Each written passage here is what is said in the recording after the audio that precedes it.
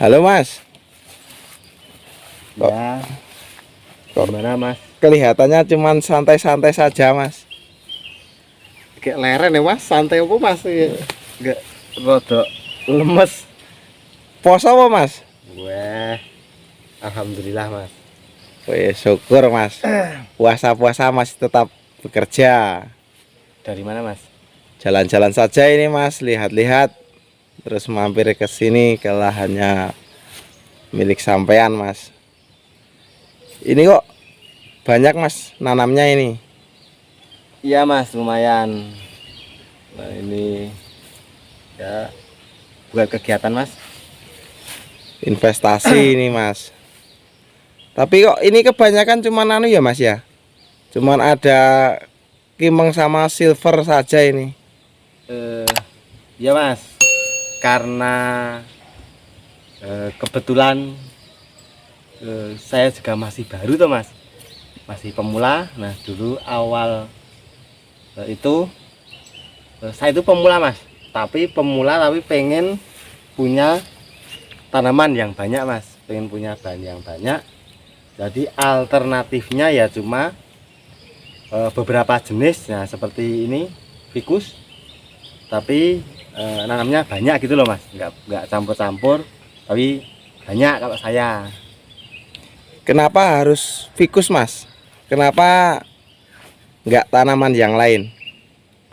Kalau untuk pilihan ficus sendiri, dulu saran temen Mas, jujur aja Mas, dulu temen menyarankan untuk ficus. Nah seperti kimeng ini ya, kan kalau ficus kan ibaratnya ilmunya itu menyeluruh, ya bukan menyeluruh tapi banyak tanaman-tanaman yang lain itu hampir sama kimeng, misalnya prokar, pecah batang. Nah seperti itu kan dasar-dasar dari budidaya bonsai toh Mas.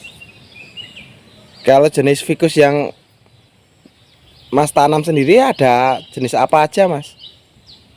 Kalau untuk jenis ficus ya banyak Mas, ya seperti kimeng, ipri, silver, terus ada elegan juga. Tapi untuk kalau yang kebanyakan yang benar-benar nanamnya banyak, misal ngeblok gitu, kimeng semua, silver semua, ya cuma ipri silver sama kimeng Mas, biar fokus Mas. Kan kalau dulu saya waktu pertama budidaya masih pemula, terus pengen nanam banyak, misal 6 kimeng 50, putri silver 50, hokianti 50, anting putri 50, terus waru 50, banyak yang lain kan. Ilmunya juga beda-beda tuh Mas, cara ngerawatnya beda-beda, penyakitnya beda-beda, programnya beda-beda, mumet Mas engko Mas. Ini kalau tanamannya ada berapa sih Mas ini? Untuk silver sama kimengnya? Ini kelihatannya kok banyak. Yang di sini atau totalan semuanya Mas, kira-kira Mas? Total Mas, total tanaman sampean. Kalau untuk total kimengnya mungkin ada sekitar 400-an Mas mungkin. Banyak juga ya Mas. Ya, kalau untuk fresh silver mungkin sekitar 500 Mas. Tapi kan itu untuk totalan yang di ground, kan nanamnya karena yaitu pemula pengen nanam banyak kan tetap bertahap Mas. Jadi tanaman yang pertama pasti besar, tanaman yang di akhir pasti kecil. Jadi total yang di ground walaupun masih ada yang kecil Mas. Itu kalau yang ditanam cuma kebanyakan kimeng sama silver. Ini Mas, pemasarannya gimana? Nggak takut kalau misal nggak laku Mas? Kan tuh banyak sekali Mas. Enggak Mas. Nah ini sebenarnya ini termasuk sedikit Mas. Banyak teman-teman yang lain ground kimeng 1000 pohon, ground kimeng 2000, 3000 sampai 10.000 itu banyak Mas. Ini termasuk masih sedikit kok Mas. Tapi mungkin bagi teman-teman yang tanamannya sedikit atau budidayanya sedikit, karena mungkin cuma buat sampingan kerja, ya mungkin melihatnya banyak Mas. Ya sedikit banyaknya tergantung siapa yang menilai kok mas. Berarti kalau misal teman-teman yang lain ikut nanam itu pemasarannya mudah ya mas? Maksudnya nggak perlu khawatir kalau nanti tiba-tiba tanamannya ini jadi nggak laku atau gimana gitu. Yang jelas saya nggak bisa bilang kalau penjualannya itu mudah atau penjualannya itu gampang mas. Yang jelas kalau bonsai itu kan seni toh mas, hobi mas. Tapi kita kalau saya nggak pernah khawatir untuk penjualannya mas. Yang penting kita terus berkarya, asal bahan kita bagus pasti banyak orang yang bisa menghargai karya kita ya dengan cara membeli bahan kita mas. Kalau untuk teman-teman pemula yang masih pengen belajar atau baru mau menanam itu sarannya mas sendiri juga menanam fikus atau gimana? Kalau untuk saran saya ya gimana ya mas, ya karena saya kalau untuk ya sebenarnya awalan itu nggak harus fikus juga nggak apa-apa kok mas sebenarnya. Misal seperti anting putri, nah misal seperti anting putri itu kan sebenarnya penanamannya juga lebih mudah pemrogramannya daripada fikus. Jadi ya nggak harus fikus mas. Cuma kalau saya kan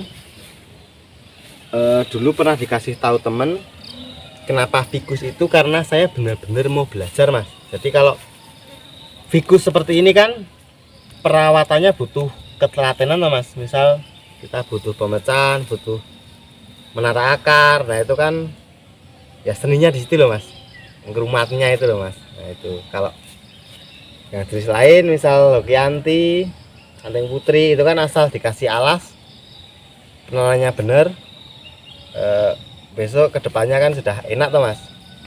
Kalau untuk prospeknya sendiri mas? Kalau untuk prospek semuanya itu prospek mas. Saya nggak bisa terus bilang pohon ini lebih bagus dari ini gitu, nggak bisa mas. Semuanya itu tetap prospek. Terus untuk perawatannya ya pasti ada plus minusnya mas setiap pohon itu. Ini kalau pemrogramannya rutin ini mas? Ini dulu waktu awal-awal mas, dulu mas kalau pas rutin itu waktu baru nanam ya, mungkin setelah 1 bulan setelah menanam, terus 1 bulan lagi tiap bulan rutin mas. Kalau sekarang mungkin sudah 3 bulan sekali mas. Itu karena apa mas? Maksudnya kok sekarang udah jarang-jarang, nggak serutin dulu, nggak seintensif dulu? Ya kan semakin banyak kita memprogramnya kan pasti sudah semakin tertata toh mas. Nah seperti itu. Nah, misal kalau kayak gini ini akarnya sudah tertata, sudah nggak perlu diapa-apain kan, sudah nggak perlu ngontrol tiap bulan tuh mas. Palingan ngontrol 3 bulan juga nggak apa-apa, cuma untuk melihat kondisi pohon terkena hama atau enggak, atau pohonnya itu gimana, seperti apa. Itu kalau 3 bulan ini mas, maksudnya untuk pengontrolannya nggak terlalu lama. Kalau misal ada hama kan bisa fatal enggak gitu loh, kalau misal jarak 3 bulan? Ya mungkin kalau dibilang hama itu kan ini kebetulan ini di dalam desa tuh mas, ini dekat sama rumah saya ya pasti saya sering nengok lah mas. Tapi kalau untuk pemrograman itu sekarang saya cuma 3 bulan sekali mas. Misalnya ya pemrograman atau perawatan tuh ya seperti ini. Misalnya kalau bersihin rumput itu 3 bulan sekali, atau ada yang perlu dipecah 1 kaki atau 2 kaki, atau 10 pohon 1 pohon yang perlu dipecah, nah itu 3 bulan kan sudah semakin sedikit kerjaannya tuh mas. Berarti ini pemrograman terakhir udah lama ini mas, maksudnya untuk bersih-bersih rumputnya, wong ini sudah Ya, apa ya, lemu. sudah lumayan mas ini.